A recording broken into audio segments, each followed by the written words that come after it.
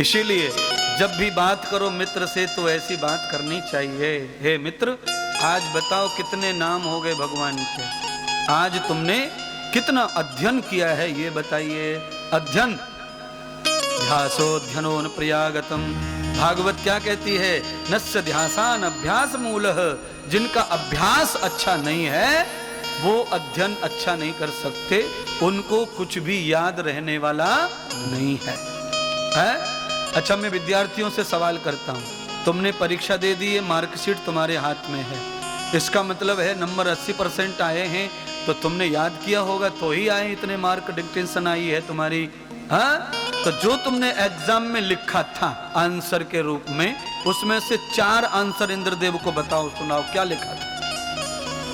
लोग बोलते गुरुदेव बात गई रात गई, अब क्या लेना देना है, क्या पढ़ाई अनर्गल, यही तो है व्यर्थ की पढ़ाई, इसी को तो बोलते हैं व्यर्थ।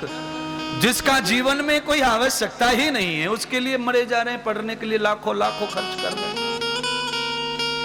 करिए, समाज में नौकरी के लिए कंपटीशन है, जो भी लागू होता है सारे कंपटीशन समाज में आप जीतिए, बड़े से बड़े अधिकारी बनिए, बड़े से बड़े आपको जो बनना है समाज के दायरे में बनिए, पर साथ में ये ध्यान रखिए कलेक्टर भी बन गए जिले के तो भी 30 साल के बाद रिटायर होकर घर पे बेकार बैठना पड़ेगा। जब बेकार बैठेंगे तब क्या करेंगे वो बताओ। महाराज हम बेकार क्यों बैठेंगे, पेंशन आएगी मौज मारेंगे बैठे बैठे, ना ना ना ना ना मौज नहीं मार सकते, क्योंकि जब तुम रिटायर होंगे तब डायबिटीज 450 होगी, कितनी 450, ब्लॉकेज होंगे 3, वो भी 99%। केवल बचाओ प्राण बचाओ आंदोलन होगा और कुछ हाथ लगने वाला नहीं है।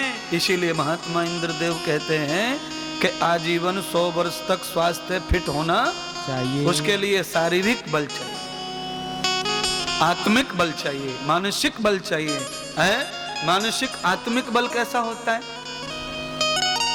आत्मिक बल कहते हैं कि बैठे बैठे अचानक बगल में से काला सांप निकल जाए और पसीना छूटे ना, उसको आत्मिक बल कहते हैं।